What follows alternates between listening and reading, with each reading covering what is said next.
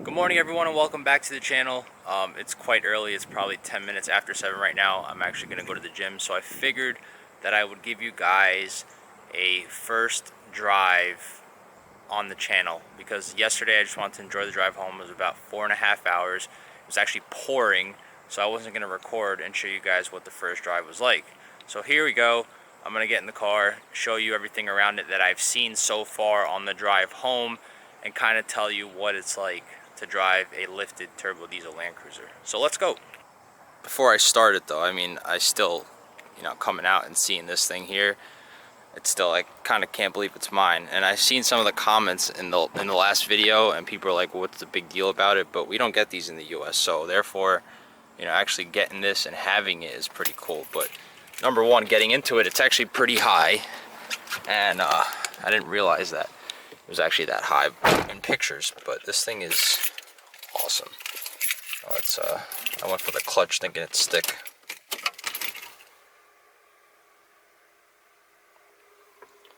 So it has a aftermarket screen, which for some reason does not work. Look at that, it starts up first try. Gotta love it.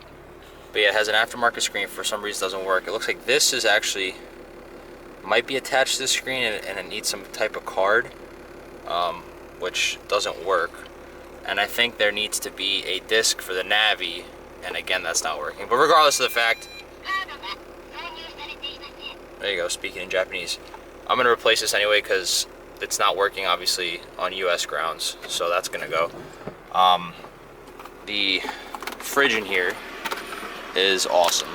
It was off all night, but I'm gonna let it cool a bit, get my Monster all ready for the gym, got my water, and we're good to go. So let's go for the drive. Well, I opened the glove box and I found the screen's manual, but none of it's in English besides that. So that's not gonna help me to fix it. I guess I gotta find an alternative now. And for those who said that I should do a straight pipe, that will eventually come at some point. I just want to enjoy the car for what it is right now, but I eventually will most likely do a straight pipe because it sounds badass right now. So I can only imagine what it would sound like. Like people's Duramaxes and stuff sound awesome. The 90s diesels have no cats or anything from my recollection and looking underneath, and it smells so good. And that's another thing that I like about this. These cars are so raw from back in the day, even though for the 90s it did have a lot of features. But I will start showing you guys little bits here and there. It does have a sunroof. I'm not really a fan of that.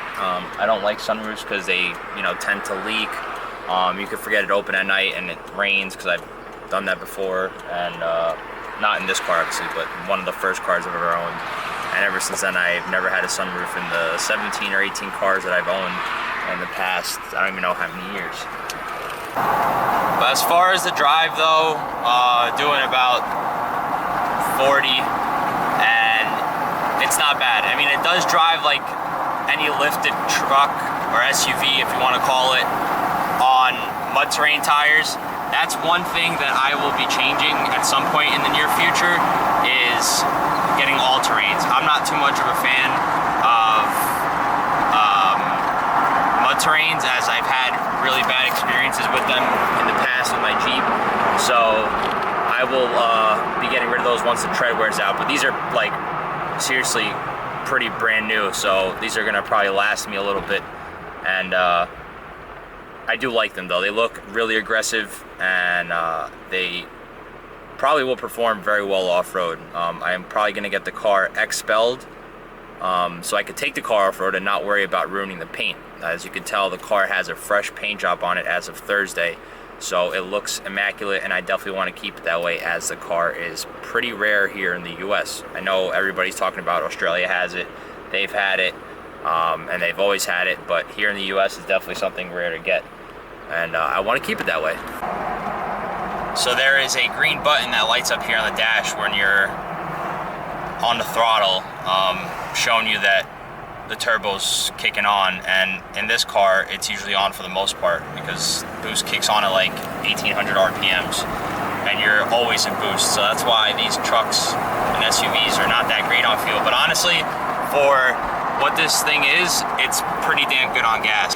One thing I have to say is that this refrigerator is ridiculous. I literally live like 2 miles from the gym, and my Monster was condensating, as you can see before, and it was pretty warm, and it's cold. Like, it's actually pretty cold for the 5-minute drive that I had to the gym. So I'm gonna enjoy this, and I'll show you guys more of the car when I get back. We're on the highway now. I'm gonna give you guys a little bit of a sneak here of how this car operates on the highway. I'm doing probably about 60 right now. It does drive like any other lifted vehicle. It's on 35-inch mud terrain tires, so it's not horrible. There's a little, you know, with knobby tires on, there's a little bit of wobble, like any Jeep vehicle or a lifted vehicle would be. I don't mind it. I drive, you know, cars with coilovers that are rough as hell. My GTR is going to be extremely loud and won't be that comfortable for the street, but that's what we build it for, and this is what I like. So no wobble, no death wobble, none of that. The car is great. So far, like I said, the only thing that I found wrong is the stereo. It's not working because it's got to do something with being set for Japan. So I'm gonna go ahead and eventually replace that. But other than that, I mean, this thing is, like I said, this thing is rocking. So, like I said, doing about 60 right now, and it's great.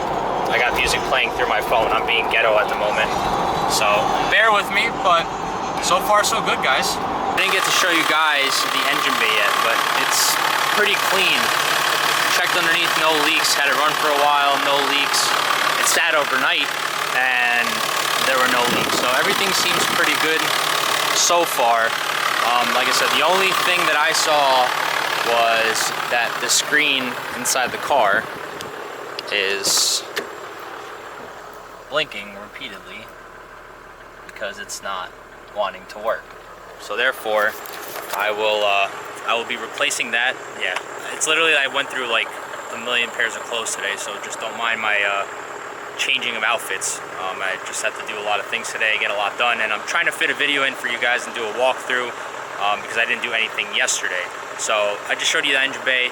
I took you guys for a ride. I'm gonna show you guys a little bit more of the interior, the back seat and the trunk, and I think that will pretty much sum up the Land Cruiser until I do some basic maintenance before I actually take this thing off-road, and I plan on doing expel around the whole vehicle because, like, again, like, the paint is like fresh.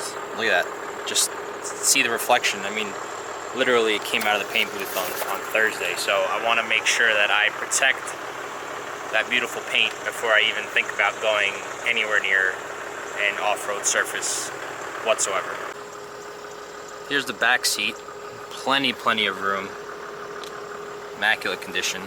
Yeah, don't mind my sneakers and my suit jacket here. Some Driver Motorsports gear. And again, it's just like for 1992. I mean, this thing is literally immaculate.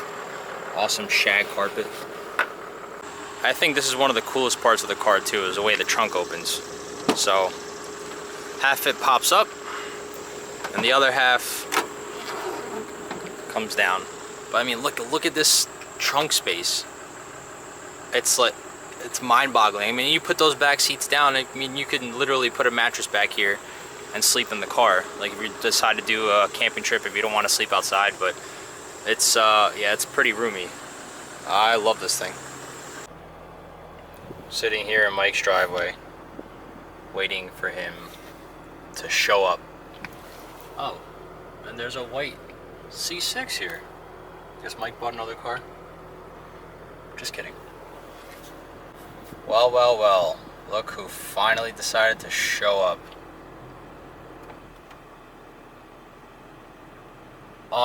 Look at this. Dude, he's got some balls. So we parked the Land Cruiser next to Mike's Duramax, and it's actually kind of close, not really, but it's not like 15 wides or whatever Mike has on his Duramax. So hopefully you guys enjoyed this upload. I showed you around as much as I thought was needed. If you guys want to see anything else, let me know. We also got Shane's H3T in the lot, and just hanging out for a bit, talking up some stuff. And again, thank you guys for watching this upload. If you guys enjoyed, please give it a big thumbs up, comment, share, subscribe. You'll be seeing a lot more content of the Land Cruiser, and the GTR will be back soon. So please, again, like, share, subscribe, and have a great night.